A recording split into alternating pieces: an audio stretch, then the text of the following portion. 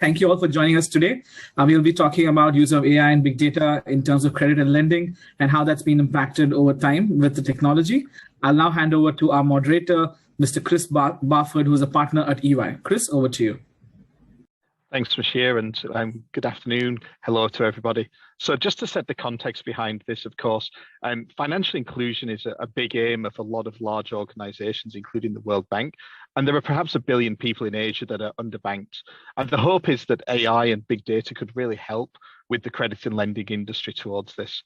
Without the sufficient or without optimized technologies like that, it's going to be very hard for the modern world to be able to provide banking services to those people.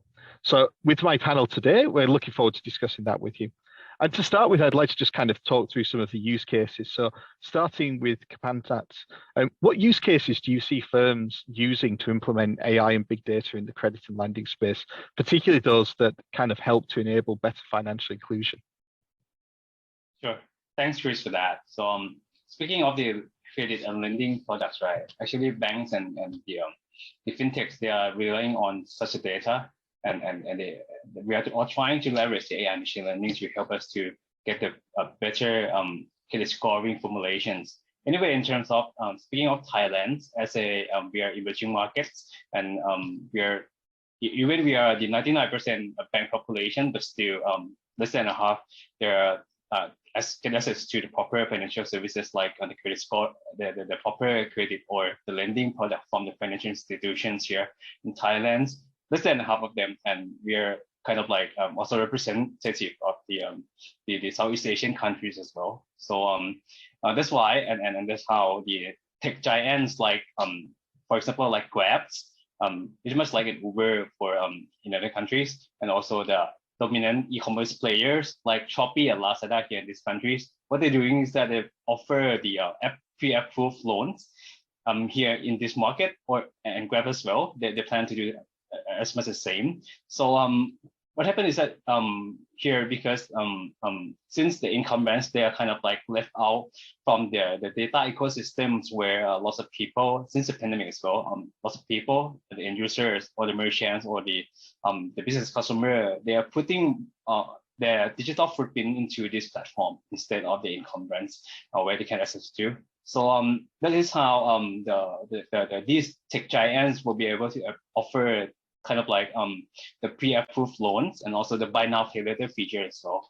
So if you are the typical user here in Thailand and you constantly purchase something from the Shopee or Lazada, you will get the buy now pay later features up into your applications, and that's how it's happening here for the fintechs. They're trying to tackle the young gens who have never got the credit card before, and they are so-called no hit for the incumbents, right? So and then that's how the fintechs leveraging on the data, the business big data, and offer the credit facility and the buy now pay later feature for the end customer. And also for the incumbents, for the banks and the financial institution, we mostly implement the AI machine learning for the post acquisition of the customer, like collections, who to call and when to call. So we leverage such data of the customer, existing customer that we have, to understand more about the behavior of the customer, to help us to enhance our collection strategy, and also some of the relationship management with the customer and the end users. Yeah, that pretty much happened here in Thailand. Yeah, and how about you, Claire? I know that we were talking before. Do you agree that the digital footprint is key? Yeah, I mean, definitely, you know, like the AI use case are tightly linked up to the digital strategy, and that's actually what's happening in Société Générale, where we oversee all our digital footprint, our digital strategy, and also our AI and data team. And over the last 18 months, we've really accelerated towards data and AI. With today a 200 million expected value out of the AI and the data portfolio, with 23 use cases which are large scale, which means they cross several of our business unit and service unit. We have to realize, you know, SocGen is present in 62 countries with 15 line of business and 10 service units. The aim is obviously to be able to scale them. But then when it comes to use case around, you know, financial inclusion, they are at the heart of also what we focus on and what we are doing. It's not just about, so we have 4 categories which are around personalized finance, efficiency, everything around the KYC, legal, and Douglas will talk about that in a second, a new business model, which is also an area I supervise with SG Ventures. But clearly, it's not all about this game. And in financial inclusion, it's also, using the AI to do the right thing, using the AI which is trustworthy, using the AI which is supporting, our colleagues in order to deliver better service for the customers and insight for the colleagues within the organization. And maybe just to mention four, one which is now large scale in the French network is around being able to predict the overdraft recoverability, which means that each day when the banker will come to check what's happening, before he was going line by line to see, okay, who is going to be in overdraft and spending time in the calls. Now, because we can predict the likeliness of the recoverability, we only focus on the customers that will be in difficulty. So clearly, we can perceive it as a loss, as we normally price, but actually we think it provides a better service.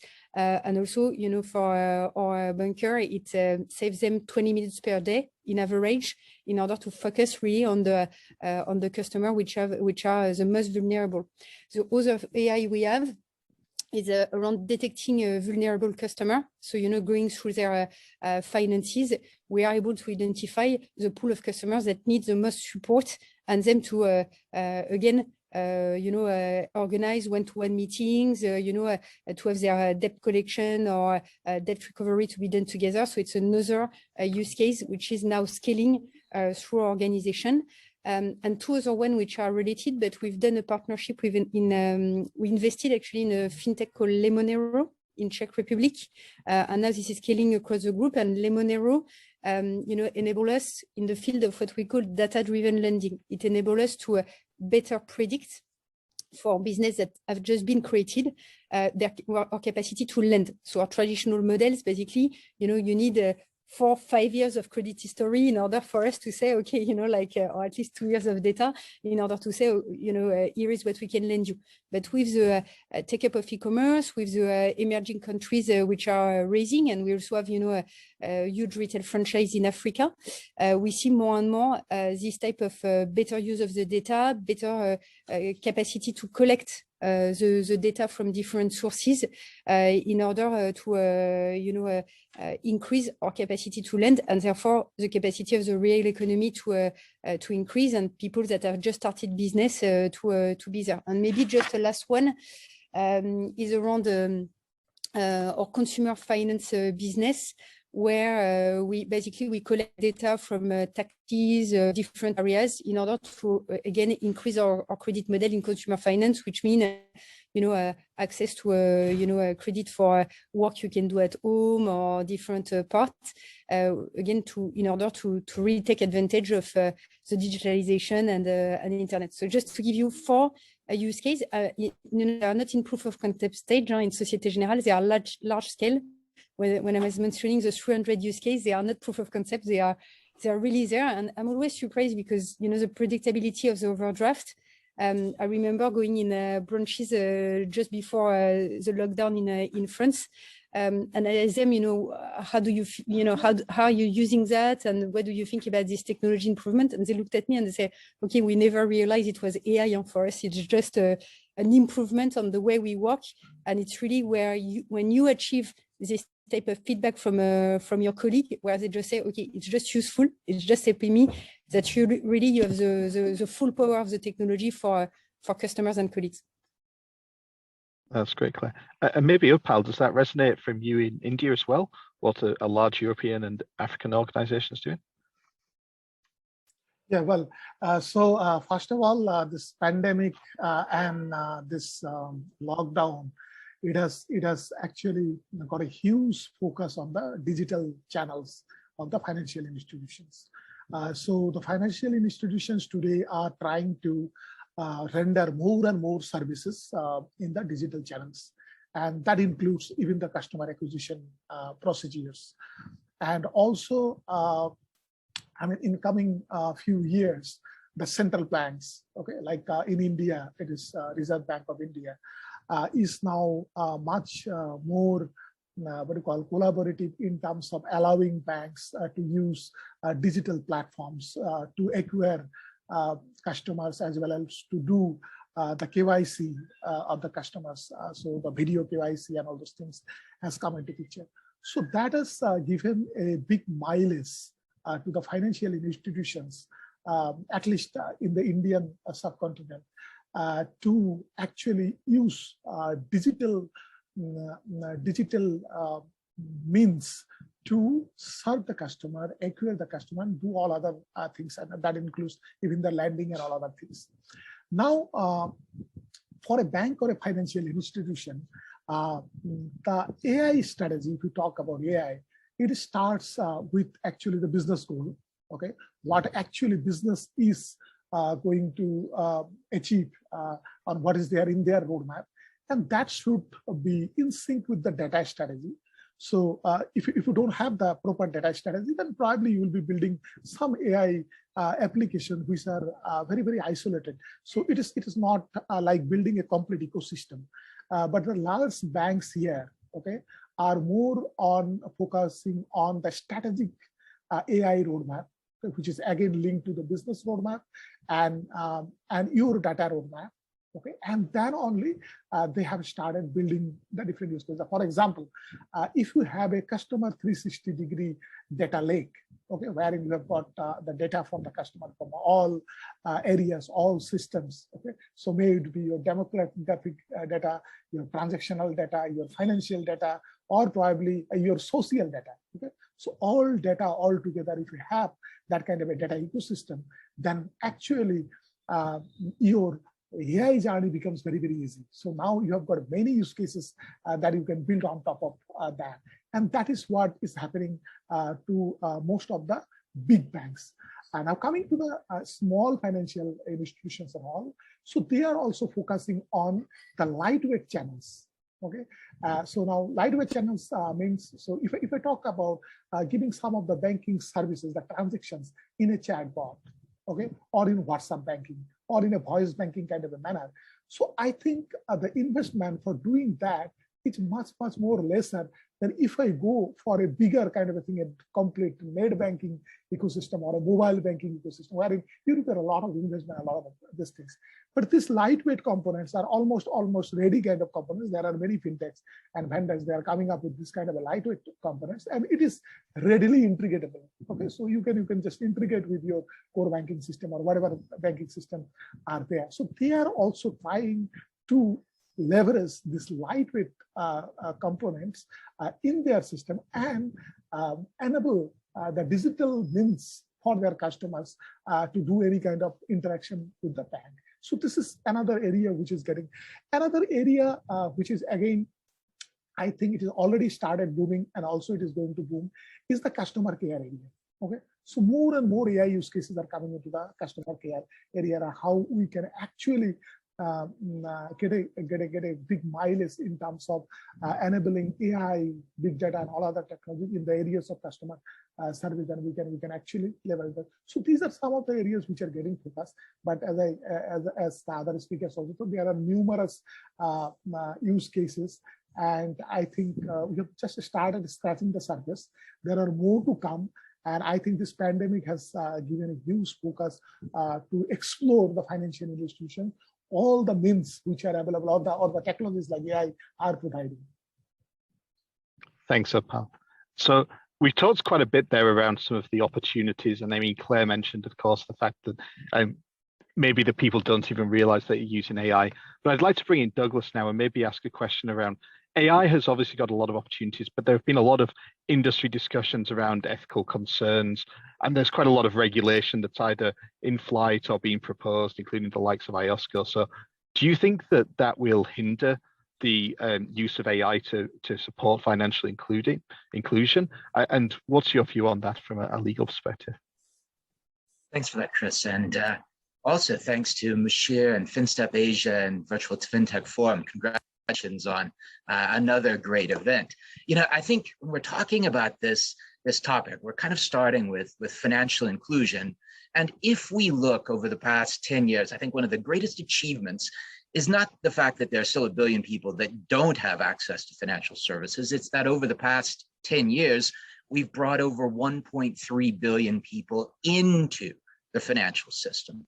And in those cases, if we look at the majority of those people across Kenya, across China, across Russia, across India, the key to this has been digital.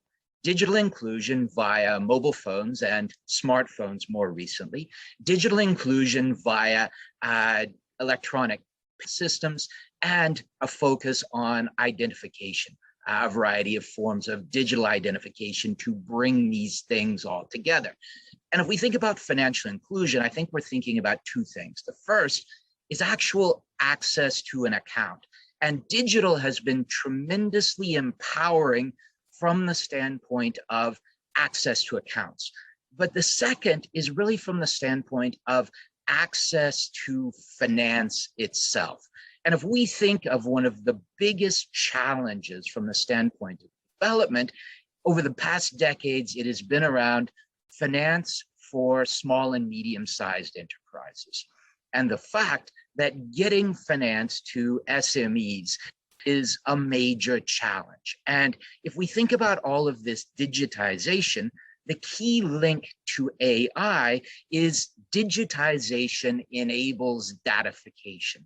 And if we look at some of the most successful applications of datification for financial inclusion, we can think about the Chinese big techs. We can think about Ant. We can also think about Amazon in the United States, bringing together data across payments, across a wide variety of different financial and other forms of interactions to do effectively automated reputational and credit analysis for small and medium-sized enterprises. And despite all of the issues with Ant over the past year, year and a half, the reality is there's no disagreement that this worked, that this got access to credit for massive numbers of small and medium-sized enterprises that previously didn't. And this has a positive impact on growth, innovation, and employment. But the big question when we start to think about data, financial inclusion, and AI is around who owns and controls this data. In other words, if we think about the actual challenges, the issues around Ant or around Amazon, it is that you have a single platform company which is dominating the aggregation of data. And yes, there are positive benefits, but there are also concentration and dominance risks. And this is one of our biggest issues. And if we think about strategically, countries around the world are trying to figure out how can you get the benefits of data aggregation without having single companies dominate those data aggregations. And so we can look in the EU at a rights-based approach to data combined with open banking as a mechanism for allowing individuals to share and aggregate their data. We can think about the Chinese approach now of effectively nationalizing those data pools from the big platform companies and making that a public shared resource.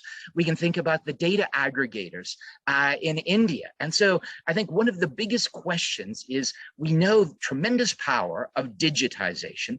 We know tremendous power of datafication, but how do you make sure that the benefits of use of that data are spread widely as opposed to reinforcing network effects and dominance by big platform players? Thanks, that's a great way to look at it. Do any of the other panelists have a view on that?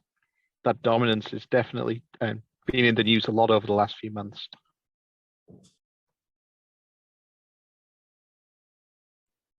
No, maybe I chip in, you know, because how to pass after Douglas.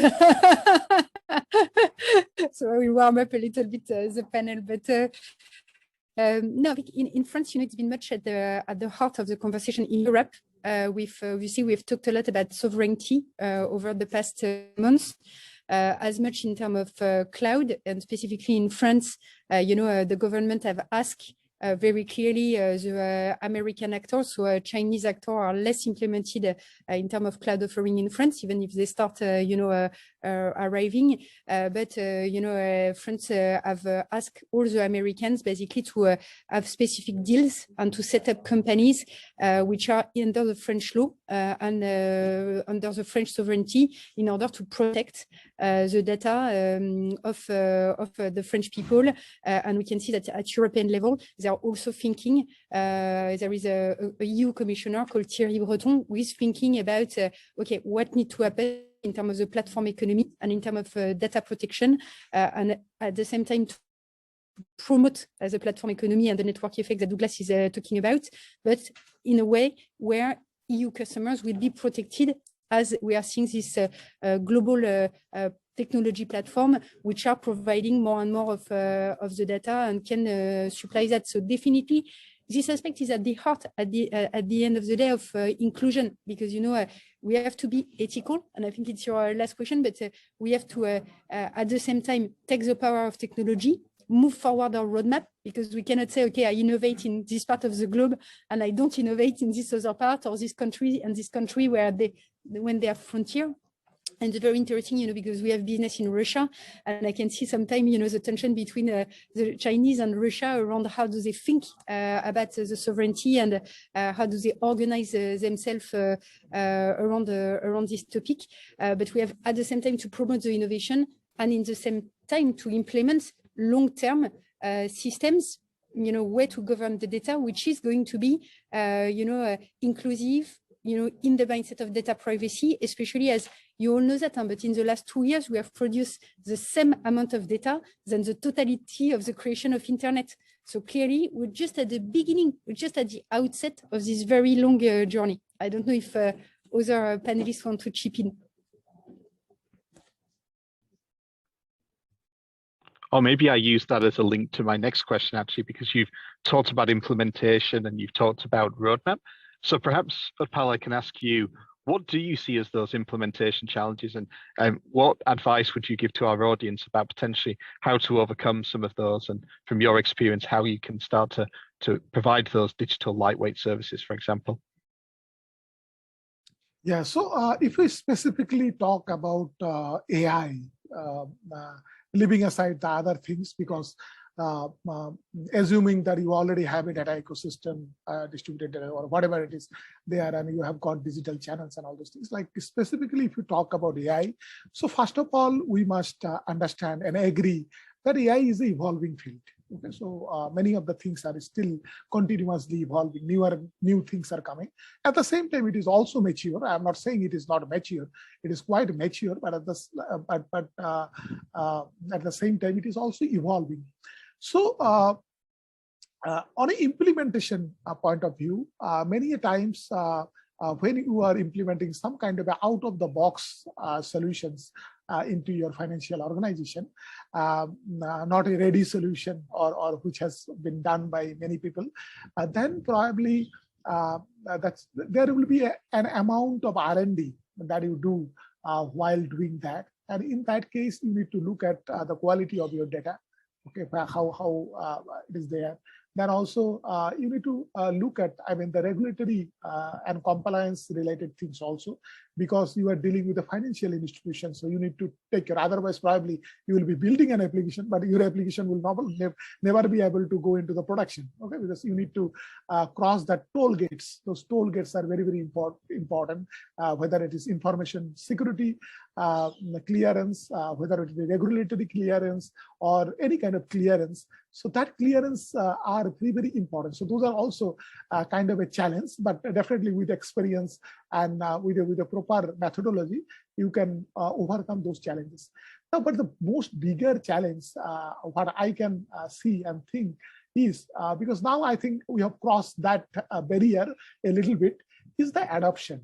Okay, because if you want to drive AI strategy for your organization or AI roadmap for organization, it cannot be only IT, right? It should be in collaboration with the business, right? And that is very, very, very, very important.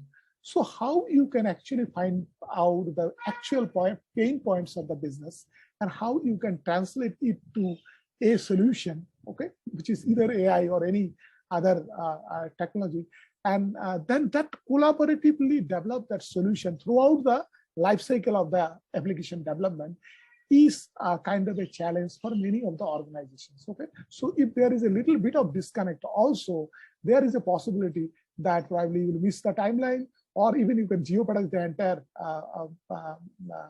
the development of the entire project. Right. So these are some of the challenges. So it again, I mean, I would say it differs from organization to organization. From some of the organizations, most of the organization, I have seen that AI journey are actually from the top to bottom. That means top-down approach. So if you have a buy-in from your top management, then definitely driving those projects becomes easy. With collaboration with of your all stakeholders.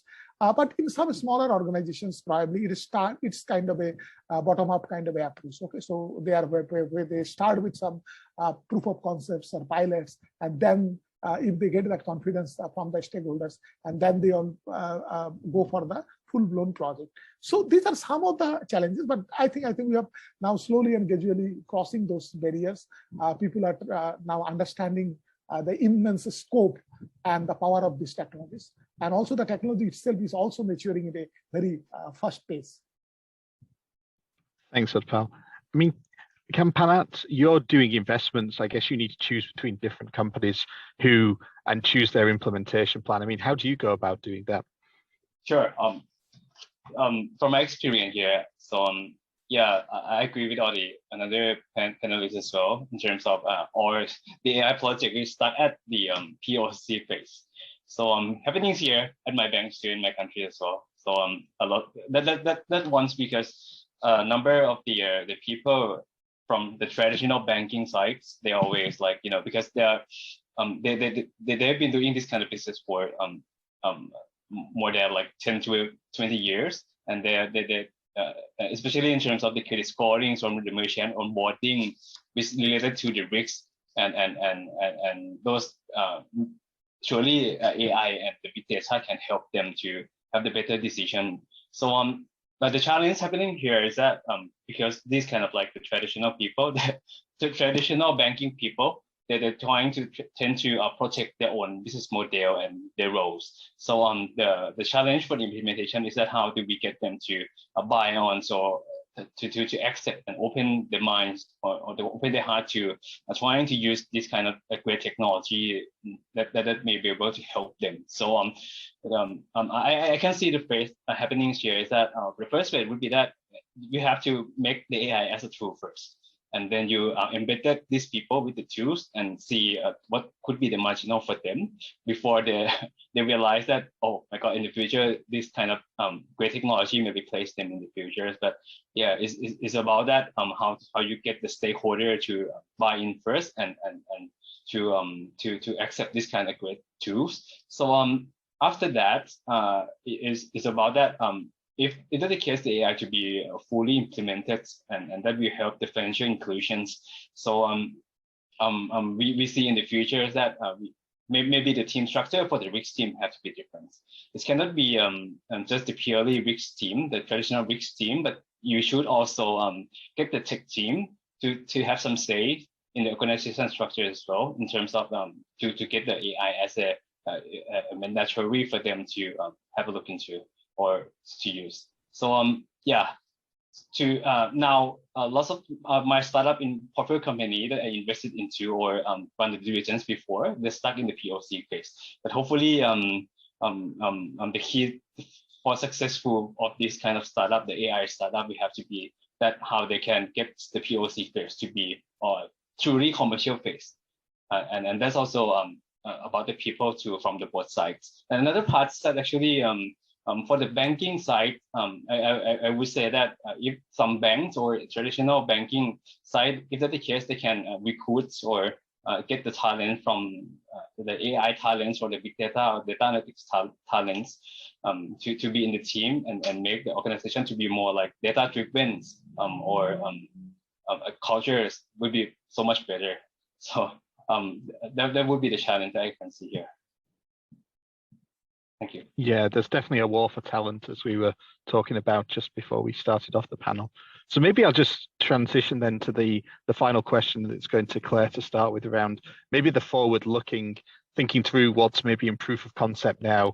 You obviously talked about the use cases that you're seeing now, particularly in thinking about credit and lending. Where do you think that the industry is going to go in the next couple of years, like 3 to 5 years out? Do you think it's just more of the same, better use of digital data, or do you see some other innovations coming along? You know, definitely see, a transformation coming the way. But the question is, can you afford it, and how you are doing it? Because like digital transformation, we are talking about a very vast topic, and all the time when you perform this type of transformation, it's really about being able to show concrete results. And to start and to iterate there. And maybe, before I go further into this speech, I wanted to just go back to the talent part and where we are at, because I think at the end of the day, the talent question is right, but that leads us to where we are going in the next 3 to 5 years. Of course, I've talked about some of the use cases, which are basically software engineering, large scale, that we are building, developing, sometimes in partnerships with fintechs or startups. But more and more also, where we are is we have actually just signed a partnership with a company called Dataiku, which is a type of low-code, no-code platform that most of the people within the organization can use, especially when you work in a risk, compliance, finance function. Without having an engineering degree, you are able to manipulate data with the right construct and the right authorization, and to restitute data in a platform in a couple of minutes for something that was taking 3-4 weeks in a software engineering cycle. And that's important because here, we're not just talking about a tool, it's going to be the replacement of Excel. And I don't think it's just, okay, here is, the tool, and here is how you can do it. For, my work is to work with our CEO for a culture change mindset of how we are how we are a data-driven company, how we use that in our day-to-day basis. And yesterday I was actually with our CTO of the data and digital service department, and he said, what is your wish what is your wish that I can achieve? I say, you know what, I'm sitting in all this committee day in, day out, and if I can have all my committee preparation in Dataiku and real-time manipulation of the data when I have questions and decision taken based on this data, that's my wish for organization, because I think this can kill all the bureaucracy and also long time cycle when we take the decision to shorten them in minutes, because basically you have the right data in front of you and you're capable to manipulate that. But this required, because here it's not just about the technology platform or the automatization, this required high power brain in order to frame the problem and to be sure that the way the problem is frame is correct. And that brings us to credit and lending, because it's not just about having powerful credit lending, or AI or predictability. It's about having the right people that are not software engineers, but that are really business people, risk analysts that have worked for years and years around the risk model to apprehend the internet economy, the platform economy, to integrate this parameter and to start modeling the real question and integrate them in this type of low-code, no-code platform in order to get the right answer. So for me, 3 to 5 years from now, you already have a couple in the Asian region that are really data-driven, intense. We've talked about Alibaba, Tencent, they use and manipulate data in this type of fashion. In America and in Europe or Africa, it's not the case yet. The level of digitalization of our overall infrastructure, of the way we work in the day-to-day, have not reached yet this type of maturity. And I think that's what we will see emerging more and more. Obviously, we have now a big fintech like Klarna, for example, which have completely, or Adyen, that have completely integrated data in their business model. At the end of the day, financial services only represent a small fraction of their revenue. And I think that's the shift we will see in the industry. And before we could have seen this shift going, 10, 15 years, I don't think we have the time now. I think it's much more a 3 to 5 years journey. And at least in Société Générale, that's definitely the path we are taking to integrate data and AI right at the heart of our strategy.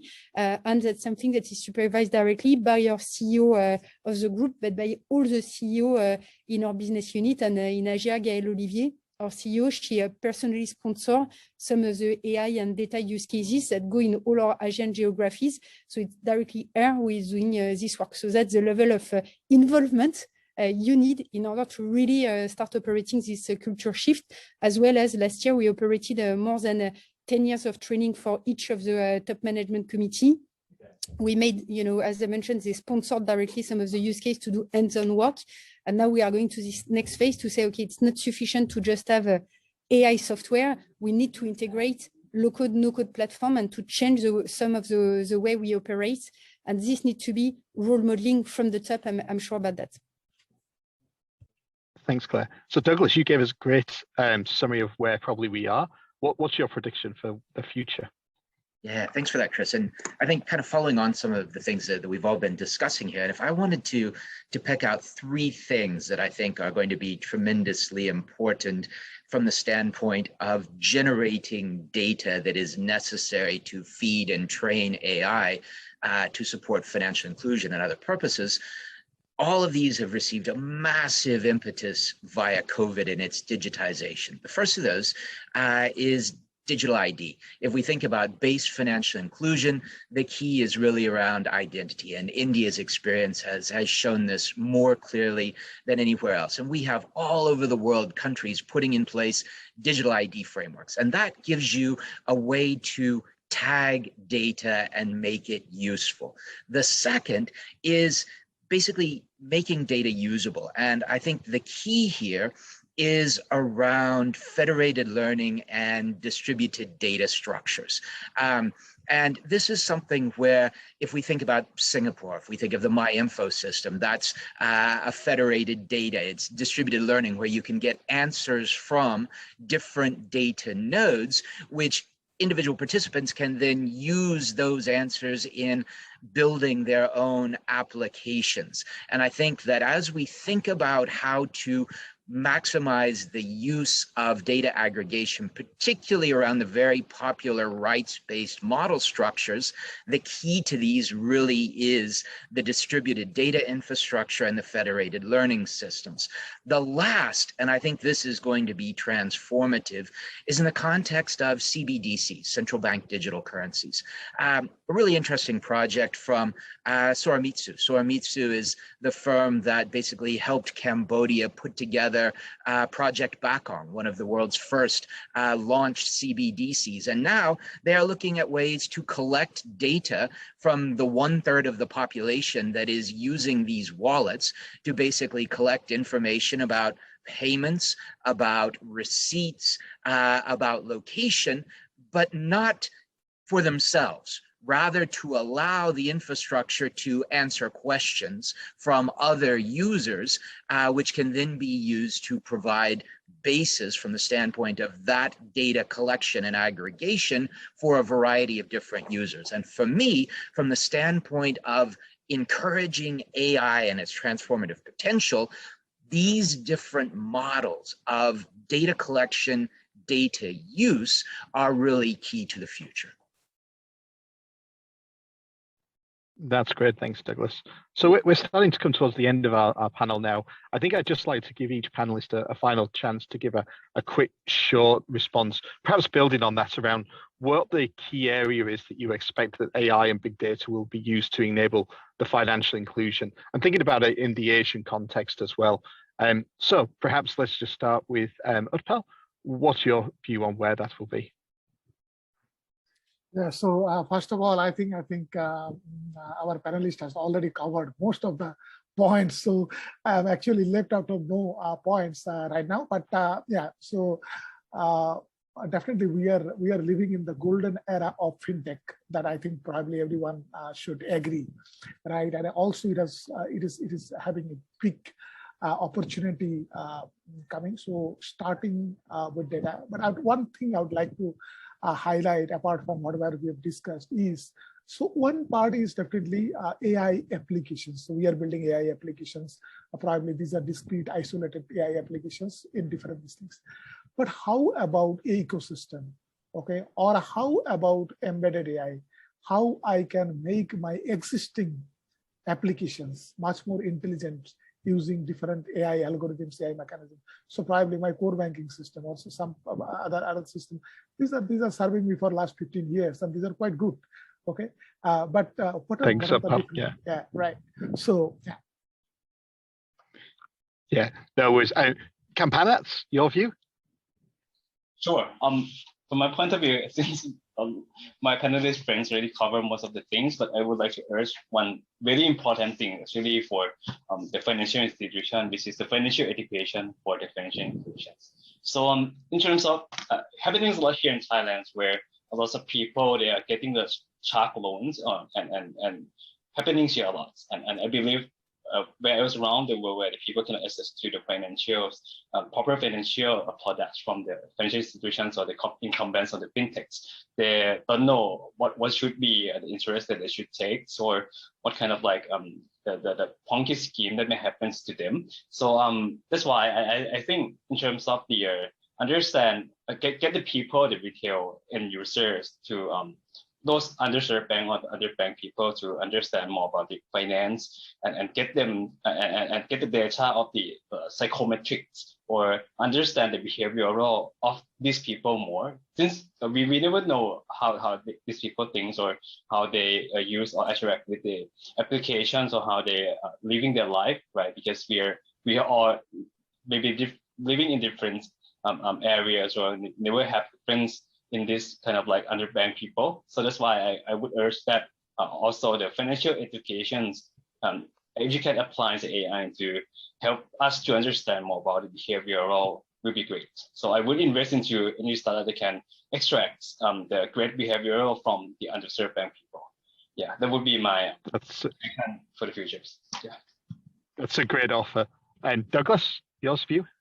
Yeah, I think very, very good points. And just related to that, I would actually say that one of our biggest objectives needs to be around digital inclusion, looking at how do we bring people into the digital ecosystem, because if they're not in, they're not getting any of these benefits. But at the same time, I think Kampanat's point is exactly right, that in addition to financial literacy, we also have to think about digital literacy, and all of the digitization and datafication brings with it not only tremendous opportunities, but risks as well. Thanks. And Claire, final words from yourself? Yeah, no, I mean, what to add? But I think, for me, we decided this last year to sponsor a hackathon called Teens in AI, which is a youngster from 12 to 18 from all around the globe to propose solutions to solve for UN goals with AI. And, I'm just super impressed by the way they think about how AI can really transform and be part of the tech for good journey. And the last one was, a chatbot, to answer a question about gender identity.